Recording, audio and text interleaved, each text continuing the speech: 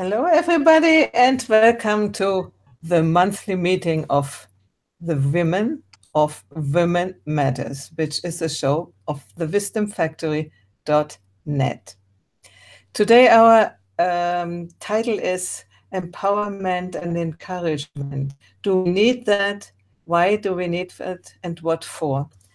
This is the general title, but I would invite you all to first talk about what do you understand about empowerment and encouragement. Is it the same thing? Is it different? And then later I thought we could talk about how it shows up in our lives, how we think we have been empowered or not, and how we think we can empower or encourage others. So that's what I thought for today, and we start and we see where we end up. Okay. Who wants to start?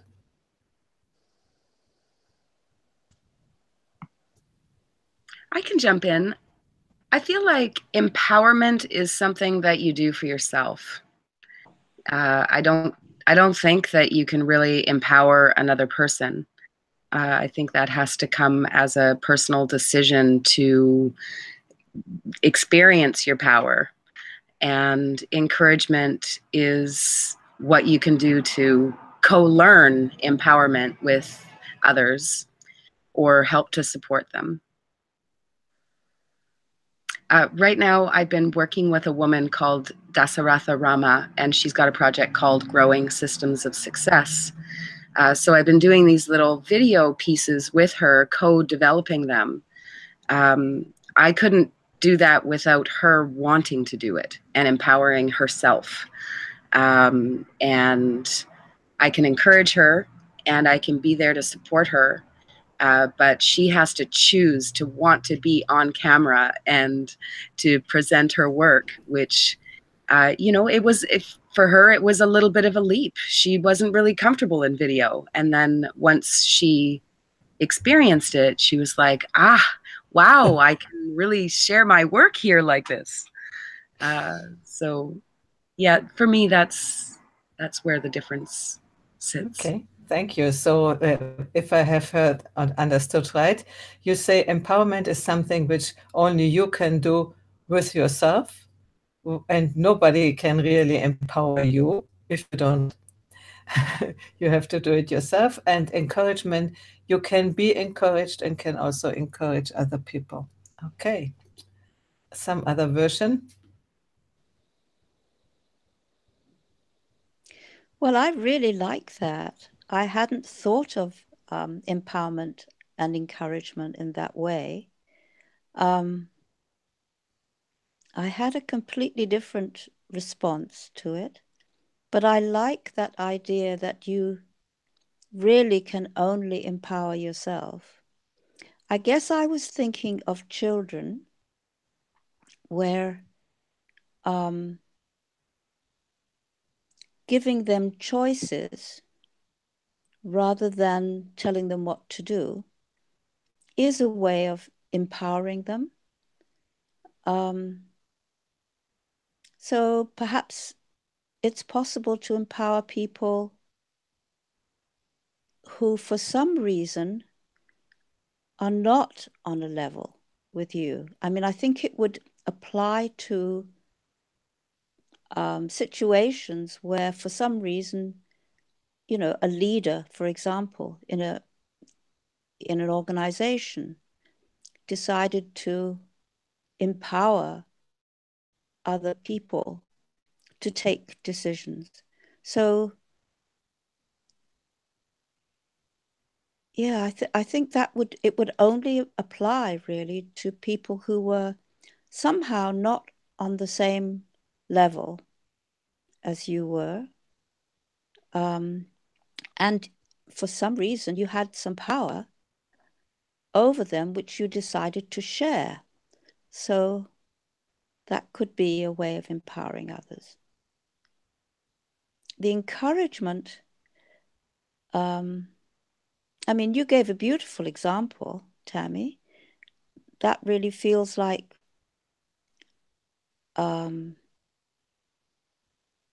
how much that must have helped, because you were encouraging her to take that step. But I generally tend to think of encouragement as, well, as you've said, coming from somebody else. So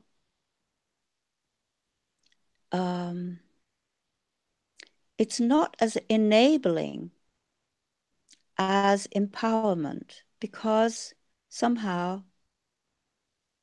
it's coming from us. But, you know, because your example was so beautiful, I have to say I'm going to have to rethink these things. I guess it really depends on the context. Yeah.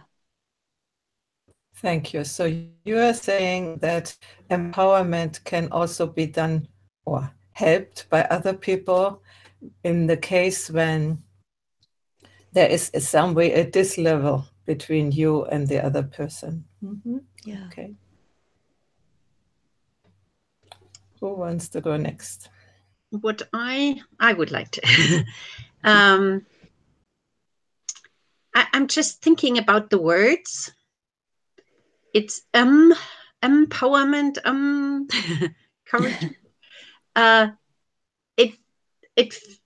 It's like where there is a lack of power or courage, then there is something that supports that coming out. And it could be with yourself or with others. And it could be in the context that you just said, Anna. I was thinking when we were talking about the levels with Ken Wilber, and the reinventing organizations realm, it was like leaders in the we are all family context. They think of themselves to empower other people, but it's kind of an agape thing. It's like we think of them, we have to lift them up, and we have to pamper them and do everything and support them in order to give them some power. But it's still a hierarchical thing and exhausting. and so I think it's a double sword, both of them, especially the empowerment. It could be to really look what's missing, the presence of which would make a difference, so you can take your full power and your courage. Or in my grace, I grant you and I support you because I am the one who has the power and the courage, and I give you some of that. So I just say the two very apart things. I think there's a continuum between those, but I think it's not this is it and you use it this way, but it depends on your own conscious context and the one of the ones you try to empower or support or encourage. Yeah, thank you. So that I came from the word, and I thought that might be a good start. And I want to continue with that because you gave me the idea. The one has in the word power and the other has in the word courage. And these are two completely different things. So maybe we should rethink a little bit how this is oriented, because courage only you can have courage. Power, also the others can have about you. I mean, people can certainly have courage, but I mean, in the things you have to do. So that's you asked to have the courage. while the power, as you say nicely, you can also give them a little bit of the power I hold so that they are not so that seen or something like this. So it's completely a different thing. I originally thought to say that empowerment for me would also be to create the context, the ambiente, so that this, what Tammy said, the person can empower, step into their own, and now I say personal power, because we haven't made the distinction yet what power means, you know? Power can mean, I'm the boss and I'm do with you what I want, or is it the personal power which is more contained inside? So it's my take on it. Okay, I continue, and as I promised, I will listen today because I'm just out of bed after a very heavy flu, and it's a good idea just to listen instead of to talk. But the first time I came across the word empowerment was on a seminar, and we had a women's group, and this was what sort of struck out, and I decided to found a group for women, the Feminine Consciousness Feed, because that was not present at the Integral Forum at that time. And the idea of empowering, as you said, Heidi, to create a possibility, a space where you share what you are, and by being what you are, you empower somebody else. Just because it's a good example and it gives them confidence. The word confidence is still not present up to now, but we all, any woman has courage now and then, but she doesn't have power. And to share the power you have at that moment is for me a very positive idea of empowerment. It doesn't have to be a hierarchy. It's just that you're present and that you're willing to share. Yeah.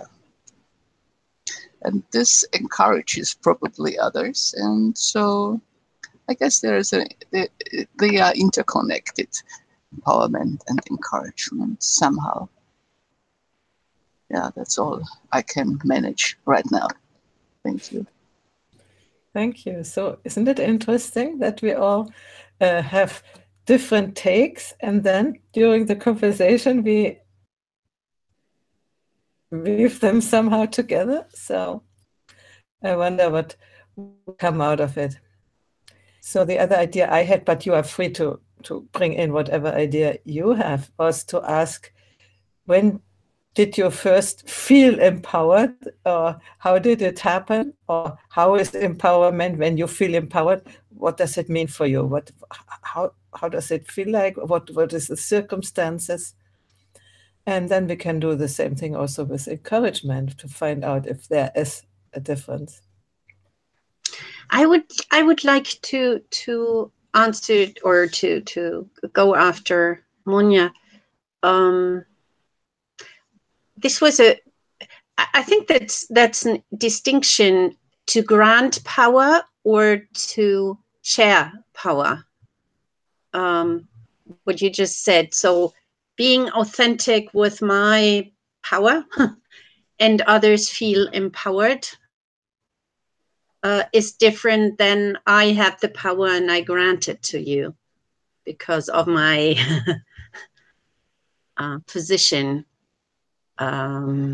Or I just, yeah. So I think that's this being authentic in your own power empowers others. Thank you for that. That for me, that made a difference in in that discussion. And I didn't say this is the only way to look at empowerment, but that came up in that realm where we first talked about empowerment. So I just said that what came up in the discussions, not as a position, but as the sources of that word when that first came up. So.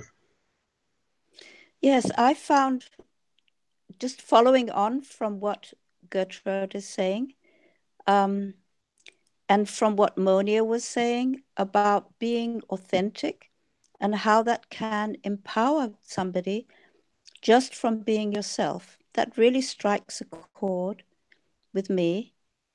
And I think it's something to do with exposing yourself, with being able to be vulnerable. I think that is the bit which really allows other people to feel that they can be themselves too, because you may not appear powerful or confident even, but somehow you're prepared to open yourself up and let other people see you as you are. So that's very empowering, but it's a very different way of looking at power.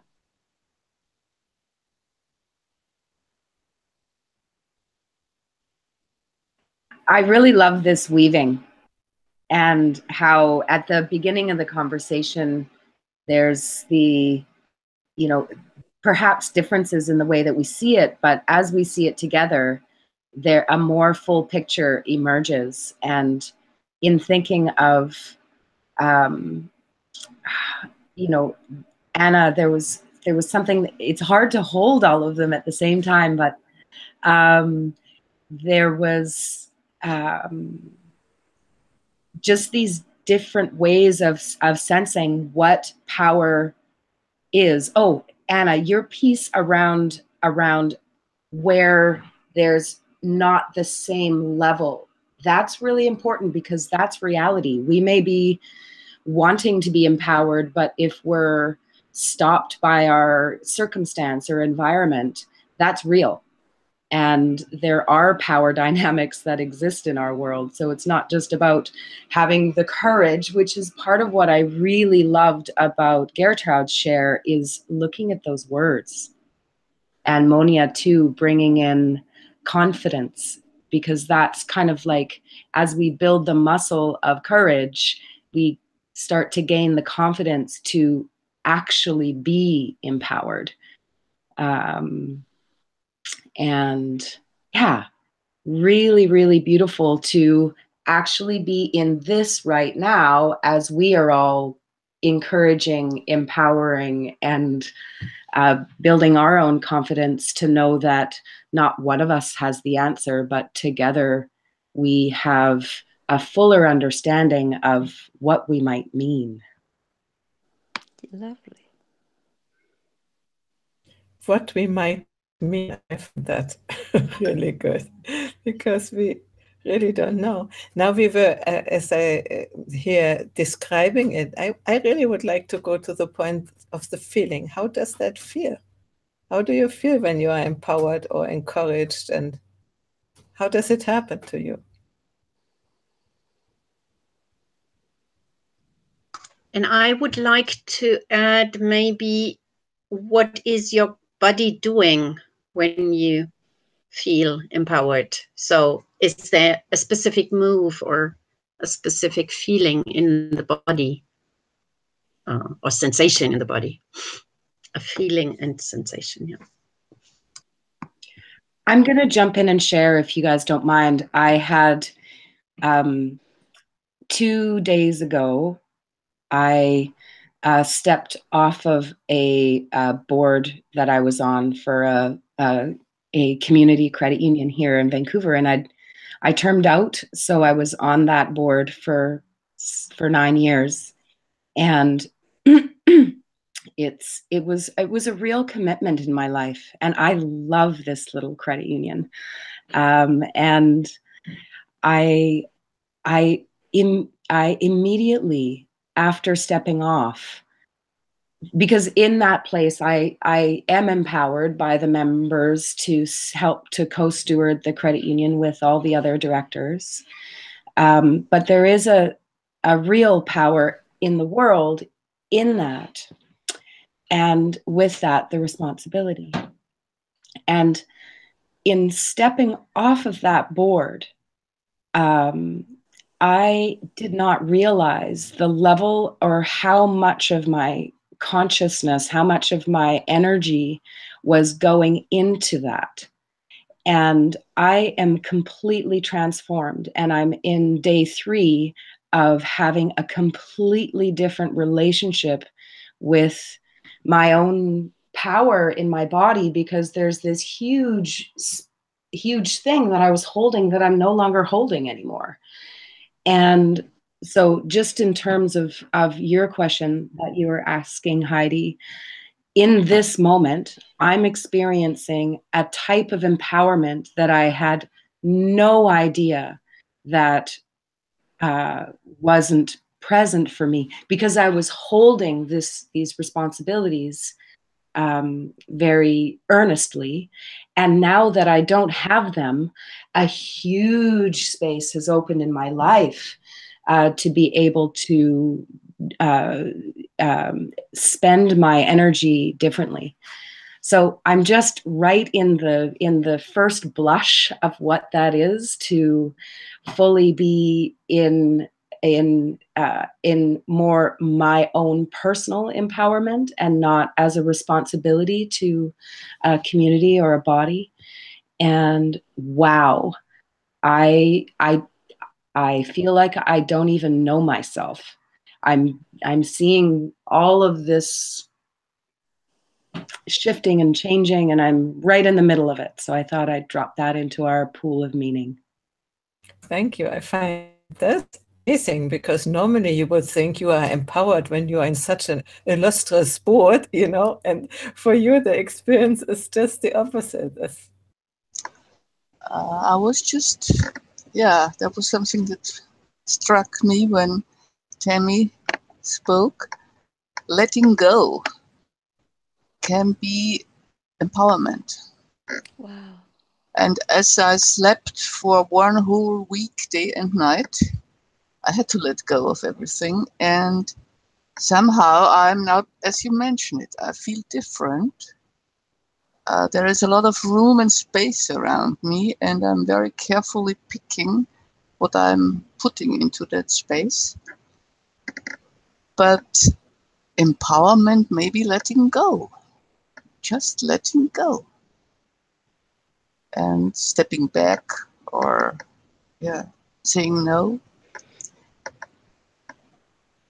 Maybe that was the crisis I was in, and that had this bodily reaction, because I haven't had a flu and I haven't had a fever in decades. But I was so decisive. I wanted to let go. And this opened up a new space that's probably just toppled me over. I don't know. But yeah, thank you, Tammy. That really struck a chord in me. Mm-hmm.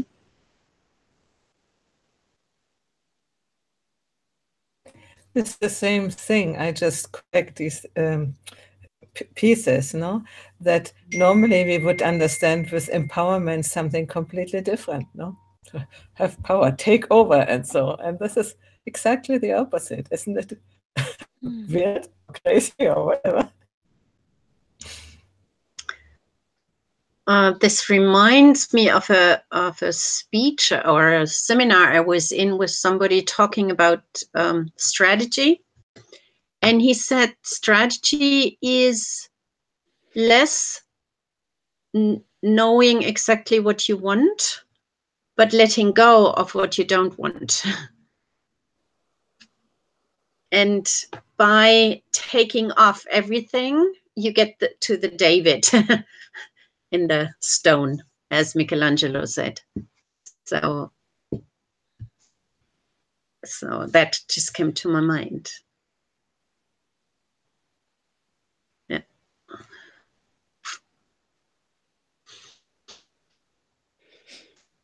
Well, today I've been planting a tree in the garden. It's very wet and muddy, and I loved it. For me, that is very empowering. To have my own little piece of ground feels really, it feels like everybody should have a little piece of ground that they can feel is theirs, where they do their own thing. That feels like it's very empowering. It's something to do with some very basic connection with the world, because most of what we consume comes to us produced and processed by other people and people that we don't know and processes that we don't know. So when you're directly connected, you know, feet on the ground in the mud, that feels very empowering, very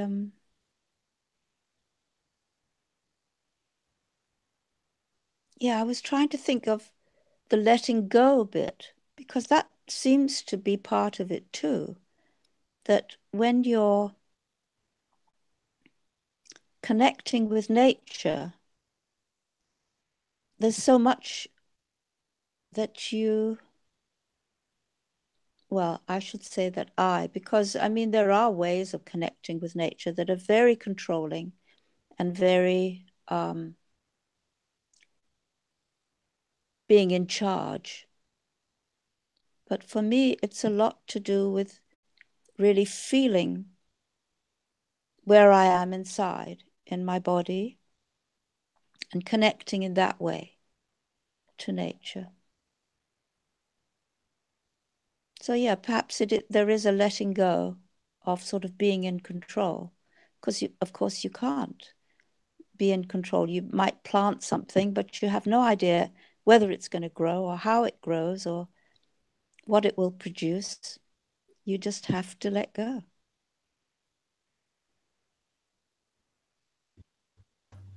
Yeah, thank you. And you inspire me to tell you a little story about a similar thing. When I came here in the countryside, the first 5 years, I practically was only a farmer. I only was with animals and on the ground. I remember a day I had the beans in the garden, a whole lot of beans, you know, and they are only this high. And so to collect them, I really sat on the ground and moved, you know, with the feet ahead, sitting. And this was, you know, to be really on the ground, being in total contact with the ground. And then it gives a feeling of happiness, of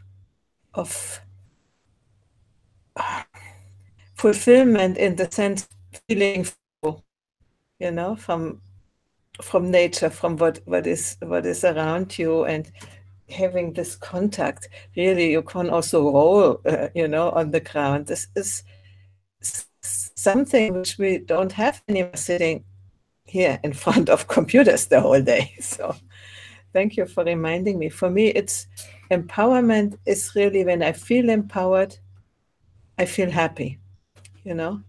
For instance, when we had a wonderful talk, or when we were in the woods or somewhere, had a wonderful walk, even if it was tiring, but then coming home and being so full of what we have seen and how the body worked and how we are feeling now, these things, then I feel, let's say, physically also empowered, not only mentally. So sometimes, like today, when we did the bike ride, that is a similar feeling when I come back. So, while encouragement, when I get encouraged, I have a little strange response to being encouraged. Depends who is doing it. And then, you know, I know everything myself. So You don't have to encourage me. That's not really true. But you know, there's this little child who is saying, I always did it myself, so I don't need you, you know. But I do need it, actually, yeah.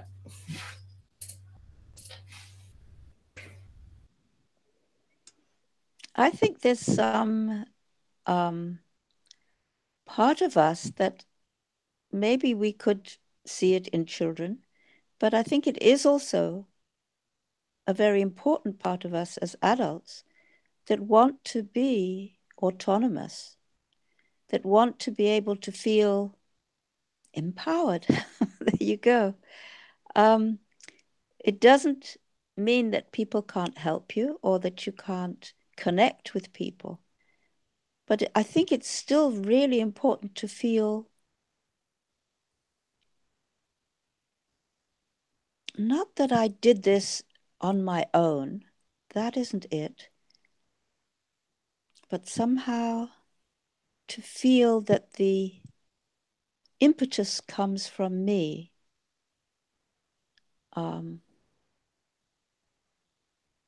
Because I think it's very important what Gertrude was saying about these two extremes, where on the one hand, you can feel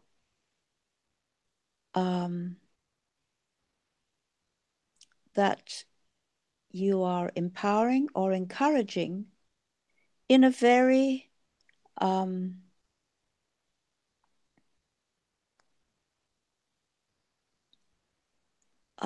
anonymous way, you know, where your being doesn't really come into it, but you can see where somebody needs just a little push or a lift, and you give that. But the other extreme is when it feels, by my grace, I'm giving this to you. So those two extremes can be, you know, we can feel as a child, but also as an adult, when somebody is patronizing you in a way by encouraging you, or when they are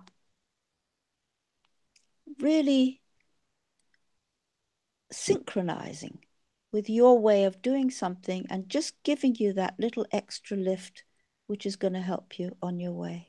Yeah.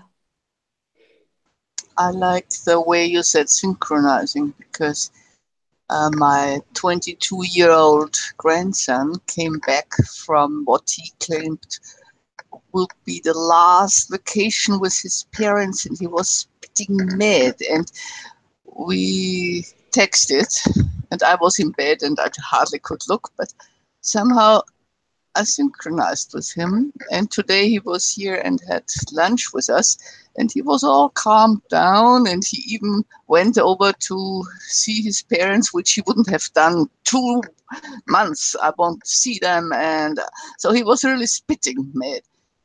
And I was just, yeah, I wasn't encouraging him. I was just listening and saying, yeah, well, we've been, yeah, he wanted to go to the military and spend time abroad. And I said, well, we spent 9 years abroad and it was great education for us. So that's maybe not such a bad idea, and so on and so on. But I was very happy when he came today and he sort of was at his normal level, but still, yeah, just being present, listening closely. That's, to me, important. Listening to nature. It's just, maybe we just don't call it listening, but when we sit on the ground, we listen to nature. And yeah, just as somebody said, making yourself available and being vulnerable yourself. So I noticed that he was very, very, he had been told to get up at 8 in the morning and go skiing because it costs so much. So it was just, yeah, at 22, you probably have to be on a vacation by yourself. That's just natural. But at the same time, my heart went out to him because I noticed the way he is, and so then you are finally glad that you sort of, I wouldn't call it empowerment, but yeah, I offered my confidence in him, maybe, that he would find a way without killing everybody else off, something like that.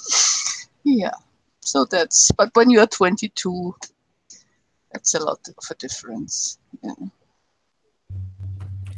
There came a new element, listening as a means to encouragement or empowerment or both. That's great. You listen very closely, Heidi. Don't you? Yes.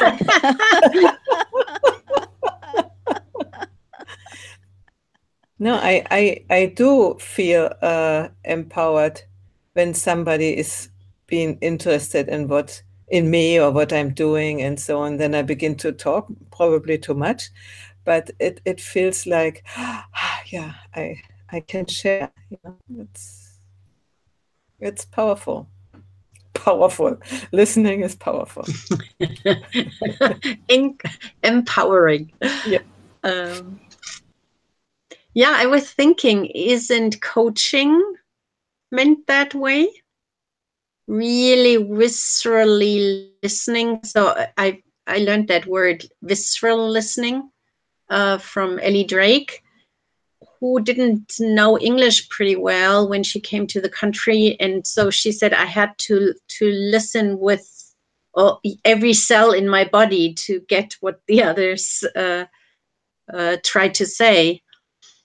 And so she picked up things that she couldn't possibly understand by language. And I thought, this is also viscerally connecting to earth, connecting to other people. And I'm just thinking, the example that you said, Heidi, when you said, I can do it by myself, so this wish for autonomy and going for, but at the same time, the longing for connection and to have that in balance, being connected and being not all by myself, but not regulated, but empowered.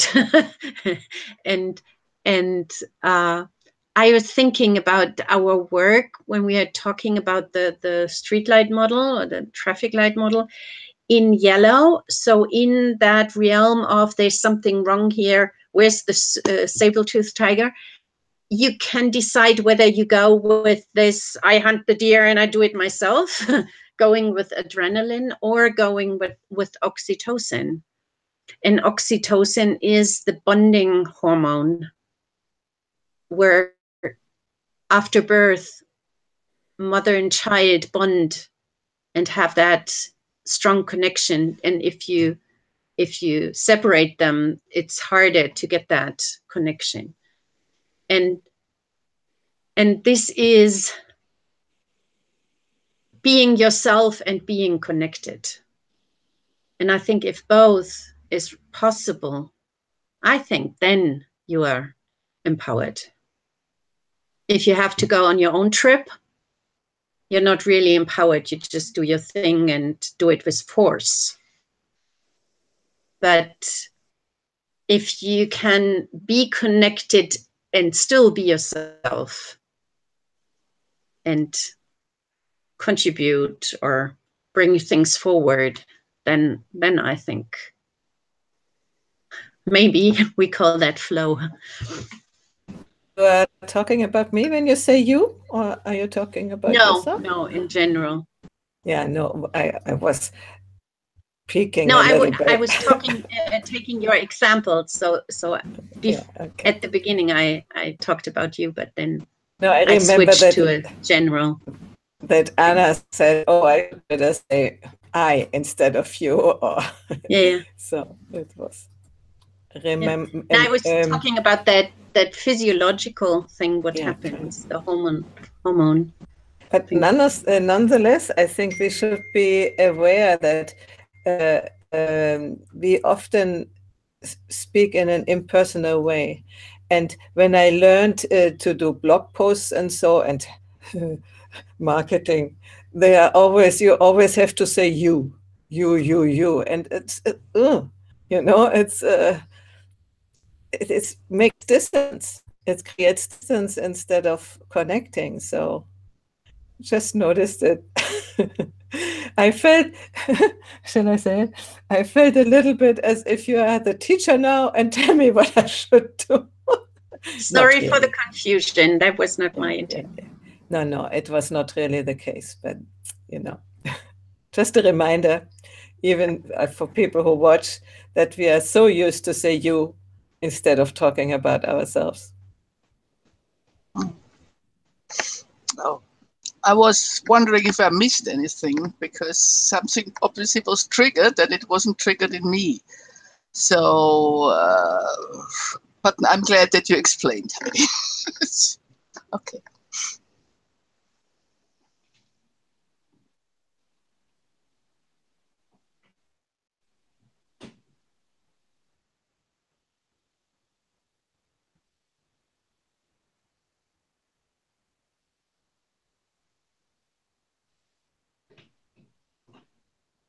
I'm really feeling inside that what it is to share power, and just feeling into how we are doing it right now in the present moment. And I love that listening was brought up. You know, you can be as empowered as you want to be, but if it's not seen or heard or listened to, then, you know, where is that balance? How is it received? If I'm trying to give a gift to the world and no one sees it, how can it be received? And as there's this space between that I've been really curious and interested in exploring with our group and with other groups, in terms of having that generosity of really being curious and listening to what people are saying, and then noticing how, you know, what you guys are sharing with me right now is changing how I think about things, which is where I'm empowered I'm fully empowered to change my own mind. I'm fully empowered to learn and grow. And I'm fully empowered to encourage and support what I see and hear and resonate with from all of you. And I think that it's really exciting to me to have these kinds of conversations where we can unpack the prior dynamics of power and control and all of these things, and let's just look at the words patronizing, the patriarchy, but also to patronize a place is to use your power, your money, to support it. So this is a really, when I heard patronize, I was like, oh wow, there's two really different meanings there. One in the market economy, and one as a consequence of male domination on the planet for a few thousand years. But what would matronizing look like?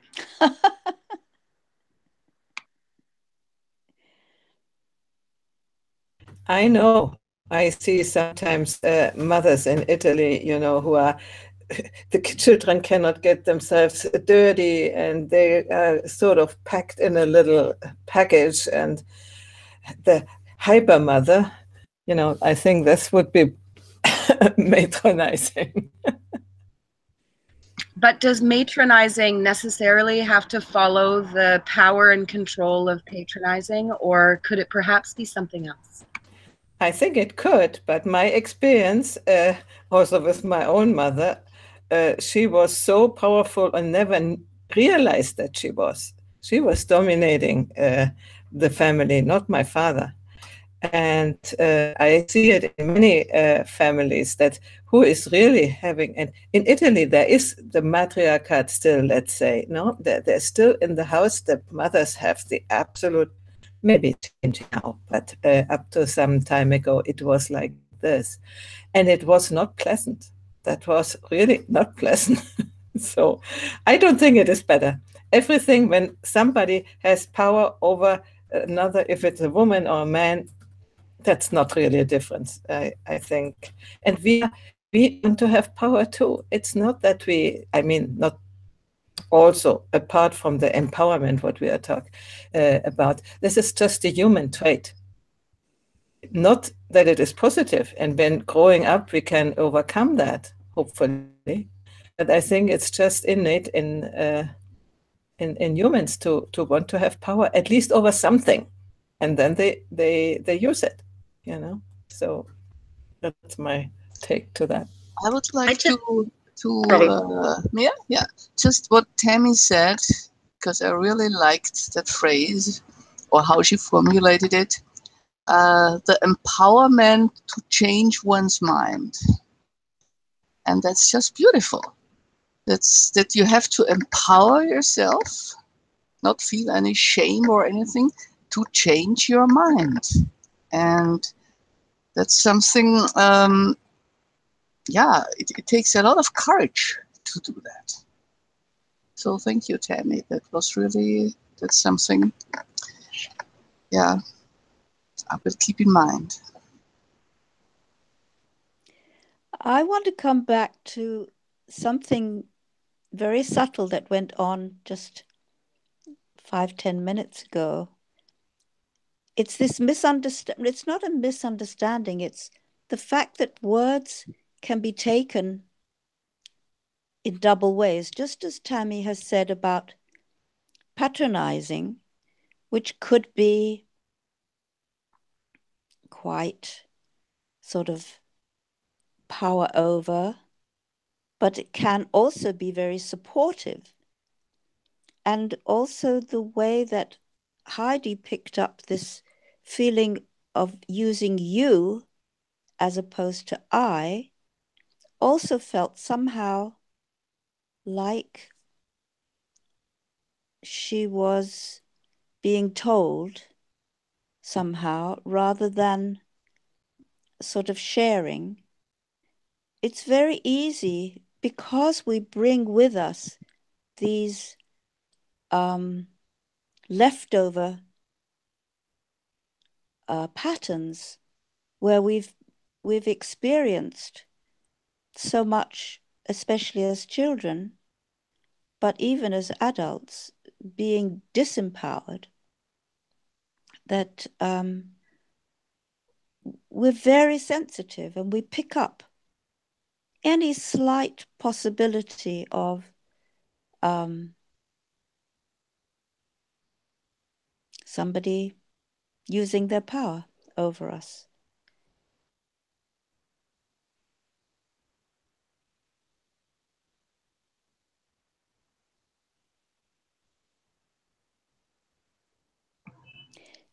Just to take it a little bit further, I think we all have that possibility to do that.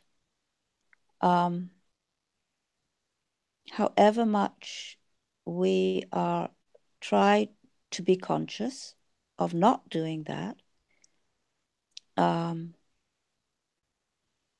the fact that we are all white women, possibly all middle class, there are certain factors that we have.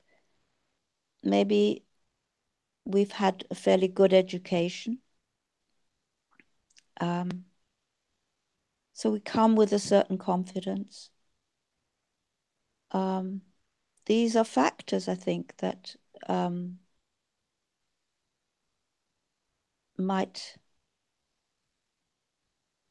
can be used really to give us a feeling of claiming a certain power over other people who don't have those same privileges.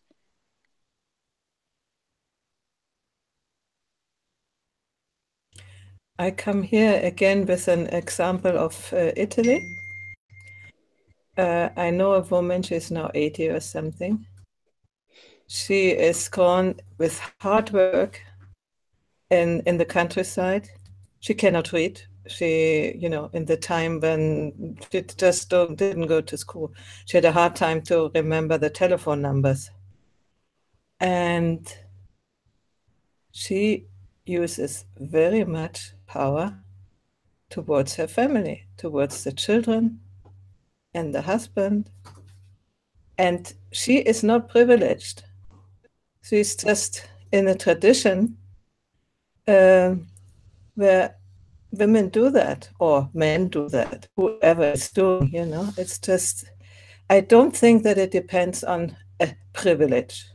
It depends on wherever you grow up, whatever is your background, and not even, because just saying that the background is not really explanation for the use of power, for the use of, let's say, the negative power, the power over, no? So I cannot follow you in that, because I see that's not dependent on that. I think it's really important to underline privilege, because I don't think that we can see it, Heidi.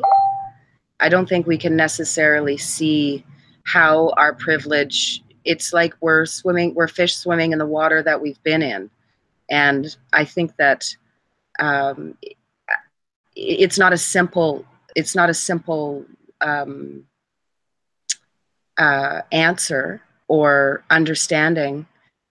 And I really appreciate that Anna did bring it up, because I think that I have the privilege of meeting all of you based on certain privileges that I have in my life that aren't shared by everyone.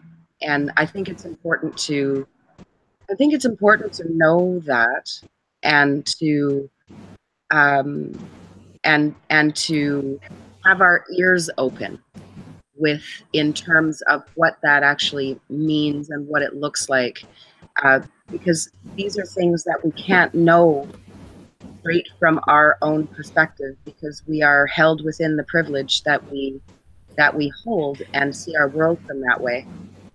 I have to share with you that I feel very triggered with this. Privilege. Shall I be, do I have guilt now because I'm white and a woman and have some education? Oh, no.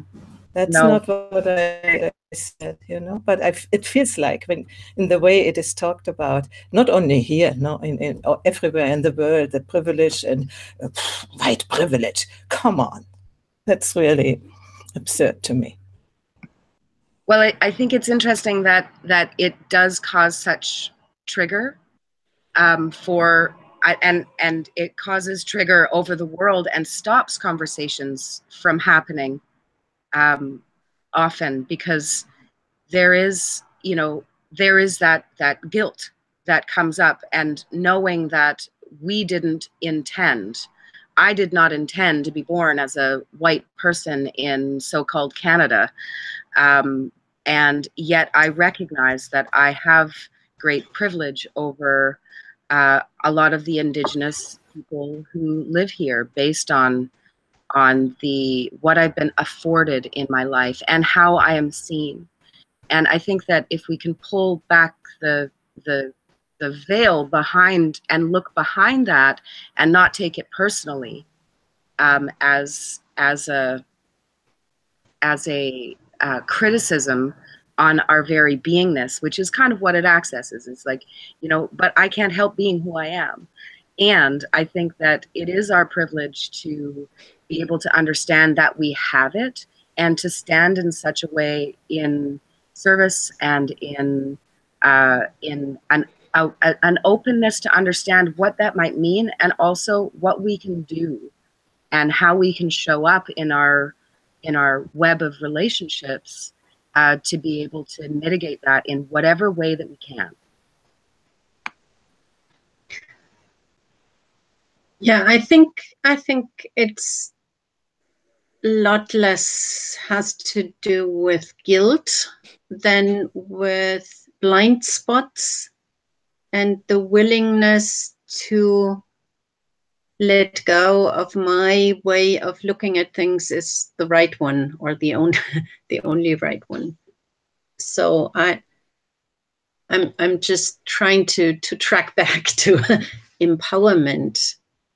Maybe that is part of it also, humbleness, not in a way, so the humbleness on that part doesn't mean that we cannot have a divine pride in us, to be truly who I am, but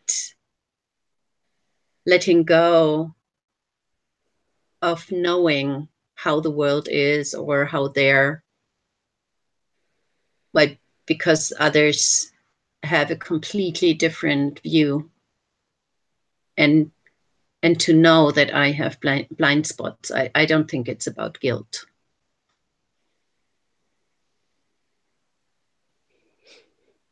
I think it would be really interesting to hear more from Heidi about what was going on for you, what you felt, that trigger. I mean, actually, okay, we're coming to the end, unfortunately, of this, so it perhaps won't be possible to really explore it. But I can say that it came over to me, and as I said, in many ways, when you are white and privileged, I agree that we are privileged, you know, but in the way it is said and brought forth, it is evoking, or it's sort of attributing a guilt. For you are being that, and you should be guilty and do something against it. And maybe I'm extra triggered by that, because I come from Germany, and Germany before me, the generation of my parents, they have done horrible things. And if they didn't do it themselves, they have contributed by not speaking up against it when it was still time. So now, if I'm belonging to the group German, then I'm guilty. No, I'm not. I can consider that this has happened, and you know, elaborate that all, and this is the collective shadow of our nation. But I'm, as person, don't have guilt on that, because I didn't do anything. And for me, group participation or group belonging doesn't justify that somebody puts me in a in a box, you know.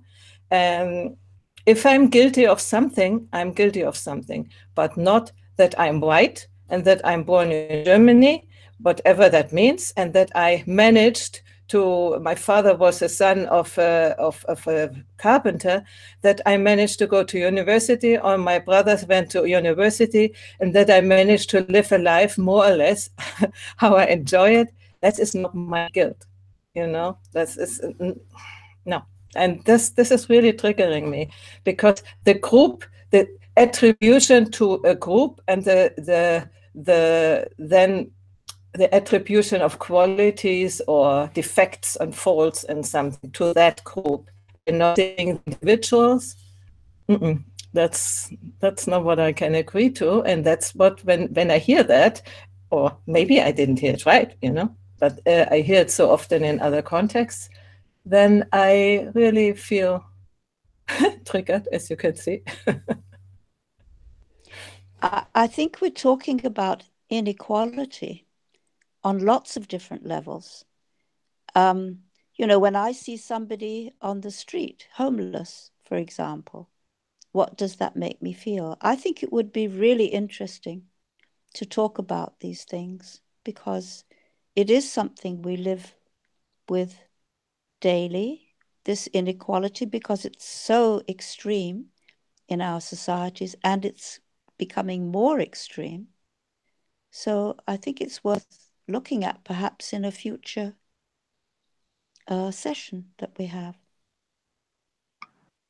And I would just like to reflect that, I mean, privilege is obviously a triggering word, but what I see you doing with your life, Heidi, is investing in people that you believe in using your empowered privilege to be able to serve a greater understanding of consciousness, of people, of what we can do, lifting people up. You literally, with the work that you do, demonstrate the beauty of privilege in the service that you give to the world. So I don't know if that can kind of reframe that word a little bit, but I see you doing it in a way that inspires me. Thank you. At the hour, I think we should do a checkout round or something, and we talk about, send me the titles, which I mean the subjects which we could do, and then we decide what we will do next time.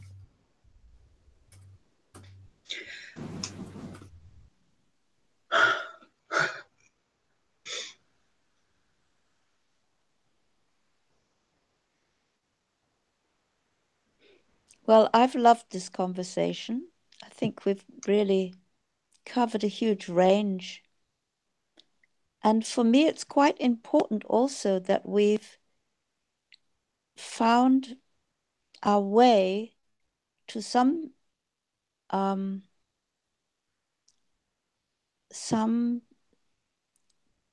real critical emotional piece, because that feels like it makes it real somehow, that we can actually express these feelings in a group and you know, be able to receive them and to feel them. So I feel grateful to you, Heidi, that you were able to express these feelings, and it feels really good that maybe we can look at it more.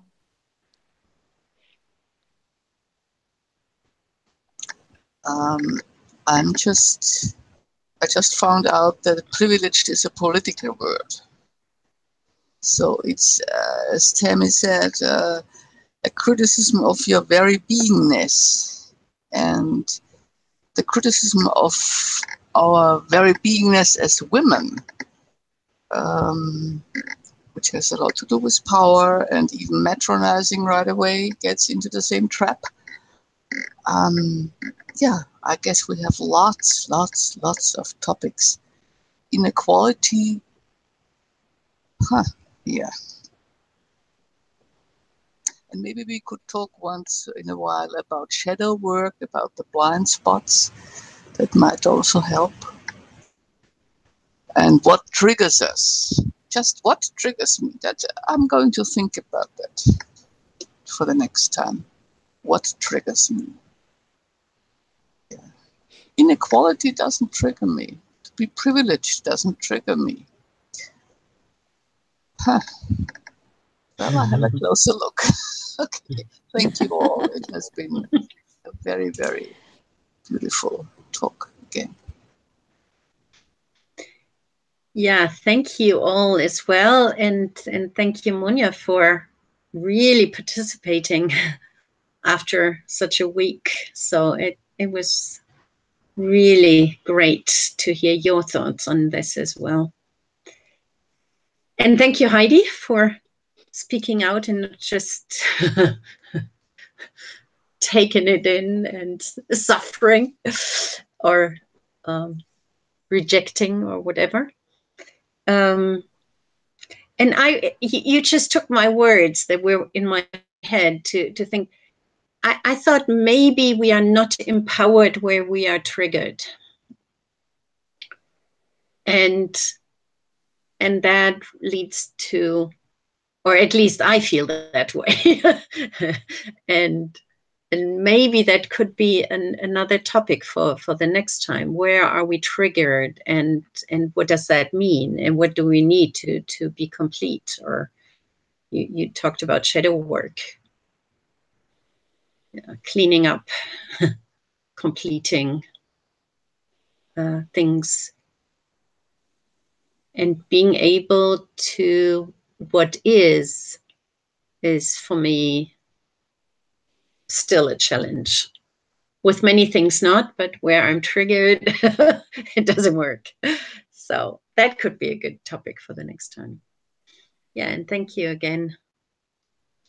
It's great to meet you once a month. That's really empowering. I love our session. Oh, I'm sorry, Gertrude. And encouraging.